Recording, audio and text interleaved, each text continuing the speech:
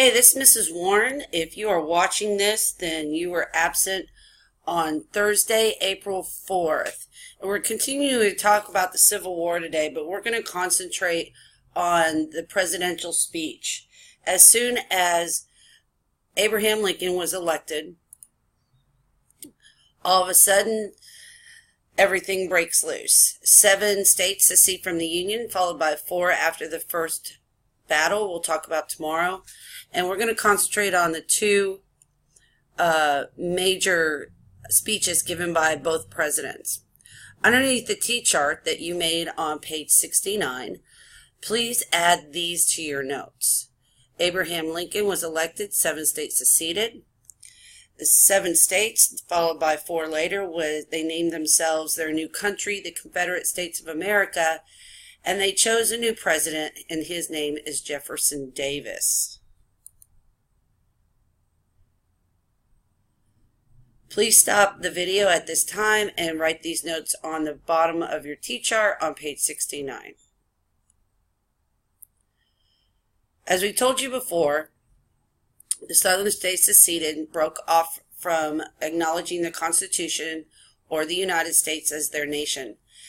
Not all slave states seceded. Left was Missouri, Kentucky, West Virginia, Maryland, and Delaware. They were still slave states, but they decided not to secede. Now, we're going to concentrate on 2 celebrities. Jefferson Davis is the president of the Confederate States of America, and Abraham Lincoln is the president of the United States. Now, here's a photograph of President Lincoln giving his first inaugural address in 1861. There he is there.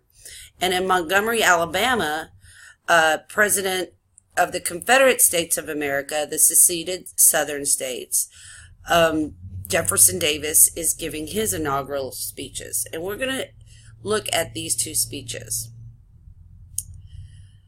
So, the dueling inauguration speeches. Now, these are the speeches that presidents give right after they have taken the oath of office. And it's a message to the nation telling them of their goals. Jefferson Davis is going to do the same thing. And they're going to concentrate on 3 major themes: liberty, secession, and government. So it will be your job to analyze these documents. So I want you to turn to page 71 and turn your spiral to the side so it's a landscape type view.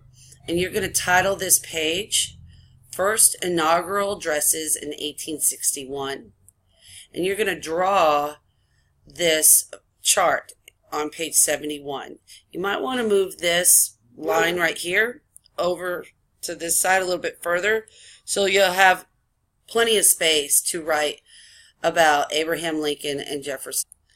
Now you will be gathering information from your history book. There's 2 short sections starting on page 513 to 516. The first section you'll read is the inaugural speech by Abraham Lincoln. Now as you are reading, you're going to look for messages in the speech that talk about liberty, union, and government.